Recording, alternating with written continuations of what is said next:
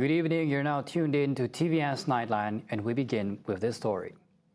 Sarawak is strengthening preparedness for intensifying Super El Nino, expected between September and January, with impacts extending through April. Sarawak Disaster Management Committee SDMC Chairman Dr. Amar Douglas Uga Ambas also warns below-average rainfall in southwestern Sarawak from October to December will increase the risk of prolonged dry spells and haze. To mitigate declining reservoir levels, authorities are planning cloud seeding operations in early September, subject to atmospheric evaluation by Met Malaysia. Previous cloud seeding efforts in May and June boosted dam reservoirs, prompting Sarawak Energy Berhad and the Rural Water Supply Department to request further intervention, although July operations were halted due to unsuitable cloud cover. A special operations team at the Sarawak Disaster Control Centre is now continuously monitoring water levels, weather conditions and haze hotspots statewide. Resident officers and relevant agencies are enhancing inter-agency coordination to review water supplies, logistics and emergency relief resources. Uga stresses that authorities are taking proactive preventive measures early rather than waiting for conditions to worsen. Air quality continues to deteriorate across Sarawak today as 6 monitoring stations record unhealthy air pollutant index readings. According to the Natural Resources and Environment Board's daily haze watch, Lubuk Antu is seeing the state's highest API level at 170. Meanwhile, Kuching maintained a moderate reading of 97 as of 4 p.m. today. 3 locations, Sumarahan, IPD Serian and Sri Aman, follow closely with an API reading of 163 each, while Lundu and Tebedu both recorded 117. The ASEAN Specialized Meteorological Center detected moderate to dense smoke plumes over West, Central and South Kalimantan. Prevailing winds blowing from the southeast to southwest risk triggering transboundary haze as dry conditions persist in fire-prone areas. Authorities warn the hotspot and smoke situation could continue to worsen over the coming days. Sarawak Premier Datuk Patinggi Tan Sri Abang Joritun Openg has been invited to deliver the keynote address at the 34th Federation of Engineering Institutions of Asia and the Pacific General Assembly and Convention this September. The 3-day event at the Borneo Convention Center, Kuching, will be the largest gathering in the organization's 48-year history. Representatives from the Institution of Engineers Malaysia, IEM, extended the invitation during a courtesy call at the Satria Pertiwi complex earlier today. The convention will feature a special fireside chat on engineering the future of Asia and the Pacific, moderated by former FEIAP President Professor Tan Sri Dato Dr. Chua Hian Teck. So we are inviting our engineering fraternity or our members to be at the BCC camp. So it will cover the engineering infrastructure, engineering energy, climate, as well as the last pillar, leadership engineering. So basically, we cover everything that we need for nation building for Sarawak. Organizers expect a major international turnout for the event. We have about 25 countries coming here, including those who are from Southeast Asia, Asia, Middle East, Africa, South America, and so forth. So we are expecting about 180 to 200 delegates from there, and of course local delegates about 500 to 600. Team Engineering the Sustainable Transition Through Innovation and Resilience. The convention will run from September 2nd to 4th. It will also set to feature the World Engineering Congress and Youth Talent Innovation Competition. The Sarawak government has announced preparation for the launch of its first carbon storage project at the offshore Kasawari oil field by 2028. Deputy Minister of Energy and Environmental Sustainability, Dr. Hazlan Abang Hipni, confirms that completed legislation guarantees all storage rights remain with the state. After officiating the International Sustainability and Chemical Engineering Conference and Petroleum Summit, Hazlan outlined the timeline and key partners for the inaugural project. Kita akan mempunyai satu projek yang pertama untuk penyimpanan karbon pada tahun 2028, iaitu di satu kawasan di laut yang dinamakan Kasawari Oil Field. itu adalah di antara Petronas, Petros dan juga Mitsubishi kalau tak silap. Dan itu akan menjadi projek CCUS yang pertama. Under the Carbon Capture, Utilization and Storage (CCUS) framework, foreign carbon imported from nations like Japan and Korea will be stored in depleted offshore wells. Petroleum Sarawak Berhad Petros manages the resources and collects storage rental fees from participating companies. Hazlan emphasizes that Sarawak's position in Malaysia's energy landscape requires shifting from traditional industry partnerships to involving local communities. Kita ada dua lagi lokasi yang menjadi pengeluar petroleum besar di Malaysia, iaitu di Terengganu dan juga di Sabah. So inilah segitiga petroleum di Malaysia, Terengganu, Sarawak dan Sabah. Sebab kita mesti bekerjasama di antara kerajaan, akademia dan juga industri. Itu yang disebutkan sebagai triple helix. Sekarang sudah ada quintuple helix. Tambah lagi community. Sarawak is considering establishing its own state-run drug rehabilitation center to expand access to treatment for individuals struggling with substance abuse. The proposal received unanimous support at today's State Anti-Drug Action Committee meeting in Kuching. Minister of Youth, Sports and Entrepreneur Development, Dato Sri Abdul Karim Rahman Hamzah, stresses that the proposed facility will provide a vital avenue for individuals voluntarily seeking treatment. Ya, belum lagi diluluskan, tapi ada cadangan yang telah dibawa ke mesyuarat tadi agar satu pusat pemulihan dibangunkan yang dikendalikan oleh kerajaan negeri. Kita secara sebulat suara bersetuju lebih kurang kerana ia akan sedikit sebanyak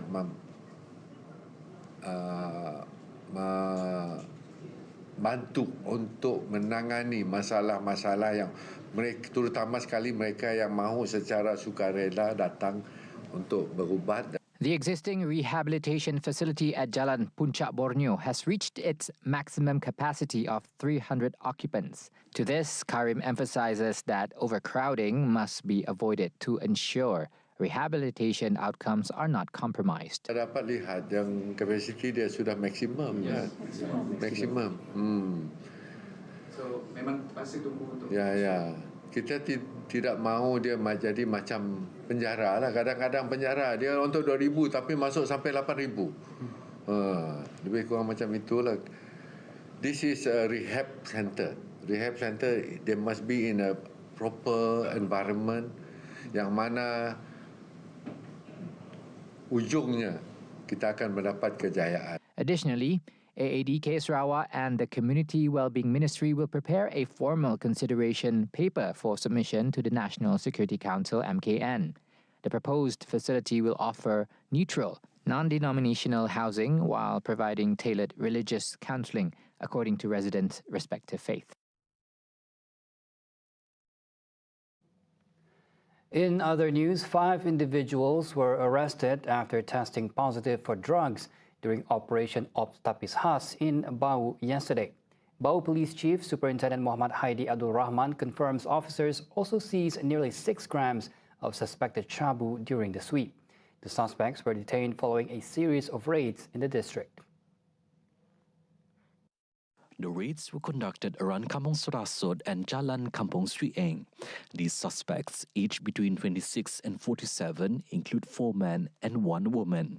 Police say a 47-year-old labourer was found in possession of a plastic packet containing a crystalline substance believed to be meth, valued at 590 ringgit. He is being investigated under Section 39A in bracket 1, subsection A of the Dangerous Drugs Act of 1952 for drug possession. Preliminary urine tests confirm all 5 suspects tested positive for both amphetamine and meth. Background checks revealed 2 of the suspects having prior drug-related records, while all 5 admitted to consuming shabu before the arrests. The main suspect faces a remand application at the magistrate's court, while the female suspect faces charges linked to a previous case. Authorities in Sarawak have seized illegal coal, river sand, soil, heavy machinery and vessels worth over 40 million ringgit in a major crackdown. 14 local men were arrested during the 4-day joint operation known as Ops Gali Mega, conducted from August 19th to the 22nd. The operation was carried out jointly by the Sarawak General Operations Force, GOF, and the Sarawak Land and Survey Department. Preliminary inspections shed light on suspected breaches of the Sarawak Land Code at 3 separate sites. Ops Kali Mega targeted 7 locations across Kuching, Baus, Samarahan, Sui Aman, Muka and Limbang.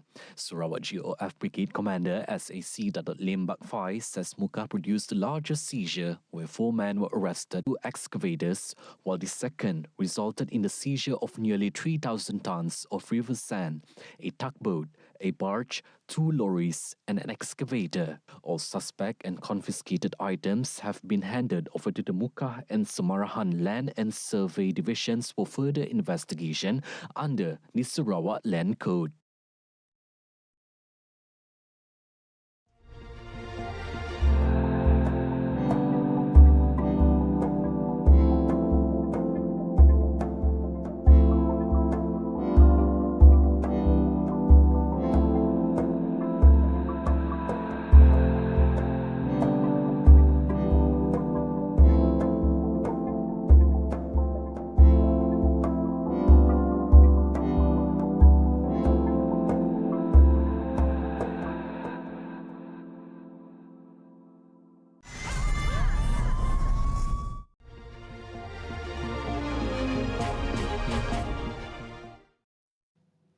The Big Bad Wolf, BBW Books, returns to Kuching with a mission to expand access to books while fostering a reading culture and English language proficiency, particularly among the younger generation.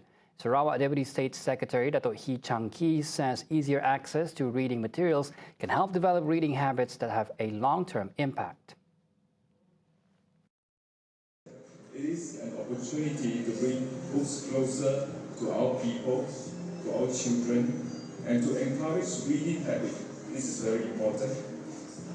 And most importantly, to cultivate a stronger reading culture among our younger generations. And by making a lot of books, like English books, available and accessible, events like Big Bad Wolf actually provide our children, our students, and families with opportunities to learn English naturally, enjoyably, and meaningfully.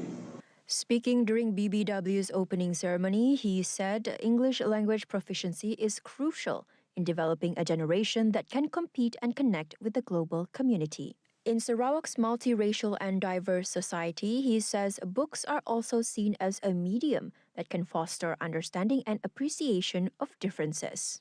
BBW 2026 is taking place from August 25th to September 6th at the Boulevard Shopping Mall from 10 a.m. to 10 p.m. with free admission. The book sale offers discounts of up to 95%, along with various initiatives to facilitate access to books for students, educators, schools, learning centers, and public libraries. Visitors can also enjoy a 6.9% Merdeka discount on August 31st, as well as a buy 6, get 1 free promotion from September 1st to the 4th. BBW is also offering a lucky draw with a total prize value of 20,000 ringgit with a 10-gram gold bar as the grand prize. The winner is set to be announced on September 6. The rapidly changing media landscape demands that media professionals uphold stronger journalistic standards and greater responsibility in ensuring accurate and responsible reporting to a wider audience. Head of the Communications Department of the Presidential Administration of Uzbekistan, Sherzod Asadov, says journalists today play a broader role beyond reporting, with their work increasingly shaping public narratives and potentially influencing millions of people. At the International Media Forum Islamic Civilization, A New Perspective, New Discoveries, Asadov says a journalist's task is to ensure that society receives a more open and responsible media environment. With the power to influence millions of people, journalists carry a significant responsibility in shaping public understanding and encouraging informed discussions. Asadov, who is also press secretary to Uzbekistan President Shavkat Mirziyoyev, says journalists must constantly strengthen their skills and professional responsibility while safeguarding journalistic principles and media freedom. Journalists also should not remain silent when freedom of speech and media freedom are threatened or infringed upon in different parts of the world. The forum, which is being held at the Islamic Civilization Center, is an important global platform for strengthening the role of journalism in promoting knowledge and understanding, particularly of Islamic civilization. Bringing together more than 300 media practitioners and experts from 50 countries, the event enables media professionals to share ideas and experiences, especially in the current era where misinformation and fake news are spreading daily across digital platforms. The forum is being held in conjunction with the 35th anniversary of Uzbekistan's independence.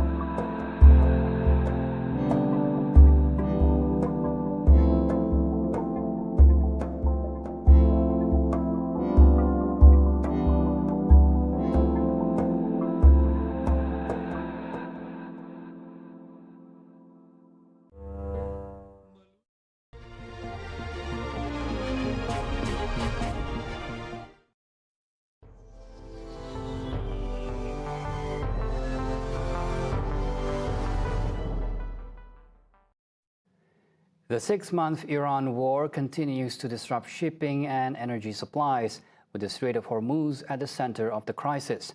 As tensions persist and sanctions tighten, Iran keeps the waterway closed, while countries move to secure alternative energy routes. Nurul Atika Norman has the updates on the U.S.-Asia conflict. Thanks, Razi. Now, the Strait of Hormuz has remained at the center of the 6-month war between Iran, the U.S., and Israel, with commercial vessels repeatedly targeted along the vital route. The International Maritime Organization, or IMO, has confirmed 68 incidents in the Gulf and surrounding waters, an average of one every 2.6 days. About half the incidents involved tankers, while 20% involved container ships, and another 15% bulk carriers. The UK Maritime Trade Operations classified 47 of the incidents as attacks. With tensions again mounting around the waterway, Iran says the Strait of Hormuz will remain closed. Iran and Oman are discussing a temporary transit corridor and efforts to clear mines from the strait, but Tehran says the vital waterway will not reopen unless the U.S. ends the war. The discussions include a phased framework for a joint temporary navigation corridor alongside a project to clear mines from the strait. The two countries which border the waterway are seeking arrangements to regulate shipping under a framework outlined in a June U.S.-Iran MOU. But the talks come as Washington imposes fresh sanctions, further increasing pressure on Iran and raising concerns over the economic impact of the continued closure. That pressure is already being felt inside Iran, with motorists in Tehran facing long queues for petrol. 6 months into the war, Washington is increasingly turning to economic pressure as peace talks remain stalled and most traffic through the Strait of Hormuz remains blocked. These sanctions are aimed at cutting off key sources of revenue and further restricting Iran's economy. Iranian leaders have dismissed the pressure, pointing to decades of experience under sanctions. But some residents in the capital fear the latest measures could bring further shortages and rising costs. Iran's government, meanwhile, says it is prepared to withstand the new pressure and has a plan to respond, predicting another setback for Washington. Iranian Economy Minister Ali Madanizadeh says the country has been preparing for such measures and has a 2-year plan to manage their impact. He says previous U.S. efforts to pressure Iran had failed to change the determination of its people or leadership. The comments come as Washington intensifies its economic pressure while the war remains at a stalemate and peace talks are stalled. And as the conflict continues to threaten energy supplies, countries outside the region are also taking steps to protect their economies. Japan plans to support alternative oil pipelines in West Asia as it seeks to strengthen energy security. Japanese media report that Tokyo will support efforts by Saudi Arabia and other countries to expand or build crude oil routes that bypass the waterway. Japan has already released oil from its reserves and increased imports from other suppliers, including the U.S. The government is also considering a special crude oil reserve for producing naphtha, an oil byproduct widely used across industries. Other measures are expected to include greater use of nuclear power and support for next-generation perovskite solar cells. That's all I have for you tonight. Back to you, Razi. Thanks, Atika. Now elsewhere, Israel's Prime Minister Benjamin Netanyahu made a statement that could possibly burn down all efforts towards peace in the region. He called the Iranian people savages and said a diplomatic deal can never be achieved with the savages who rule Iran, as he hailed U.S. President Donald Trump's new campaign of economic pressure. אמרתי לו, אפשרות אחת ישנה, אפשרות אחת, זה כמובן שתעשה הסכם טוב, אין לנו התנגדות. אני מסופק עם החבורה הזאת שם, עם הפראים האלה, אפשר לעשות הסכם, אני אומר לך, אי אפשר לעשות הסכם איתם. Additionally, the Zionist leader vows that his administration will establish more settlements in the West Bank, despite mounting international pressure, promising a major wave of immigration to the now colonized Palestinian territories. Netanyahu will be facing tight elections in October and leads one of the most right-wing governments in Israel's history, has rapidly approved construction and expansion of Israeli settlements in the West Bank, which are illegal under international law. The outposts, often made up of just a few mobile homes or makeshift structures, are illegal even under Israeli law, but their approval and legislation have surged in recent years.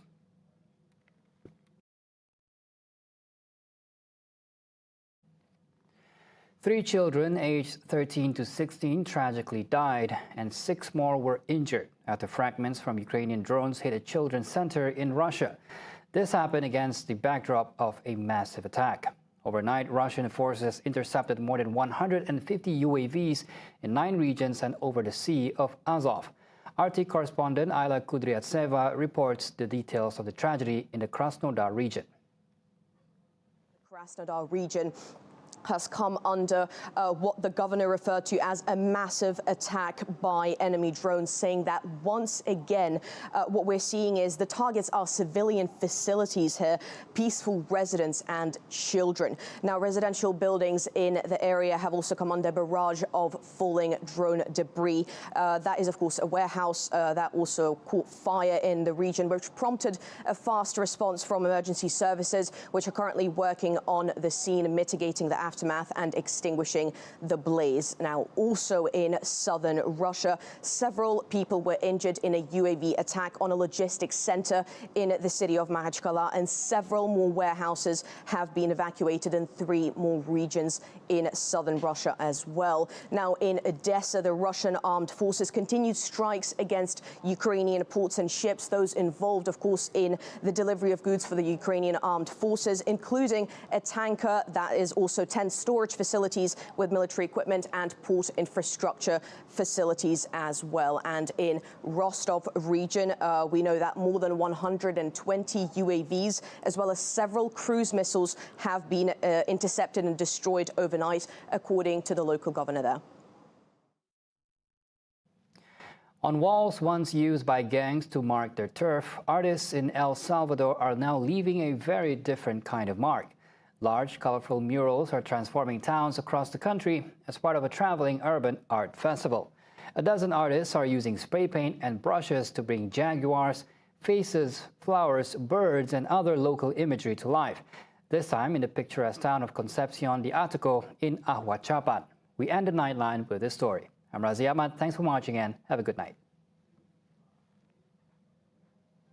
For years, artists say painting murals in some parts of El Salvador could be dangerous.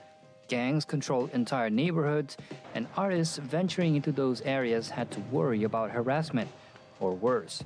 For one muralist, that meant keeping his art out of sight. Pues la verdad, pues con el temor y las pandillas pues, que predominaban en nuestro país, pues esta arte era un arte oculta, era escondido, pues no podían echarse a andar ni darse a conocer por medio de que las pandillas tenían intimidado al país.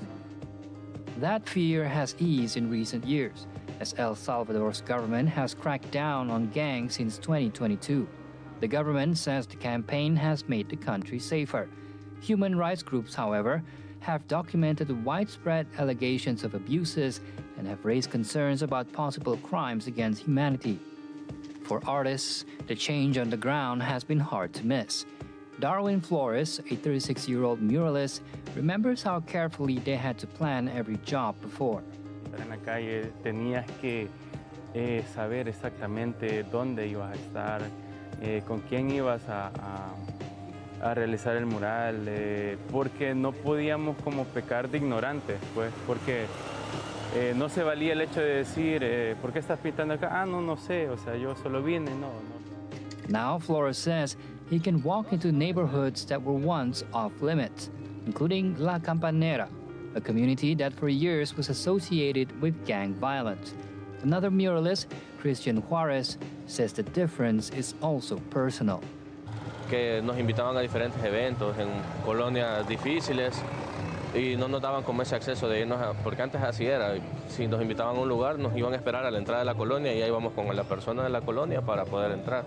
Entonces a veces como uno de joven dice, voy a ir, y todo, y sí tengo bastantes personas y bastantes conocidos que desaparecidos, ¿verdad? Entonces que hasta la fecha sí no sabemos nada de ellos, ¿verdad? The artists say they are now turning those once fearful spaces into places of expression.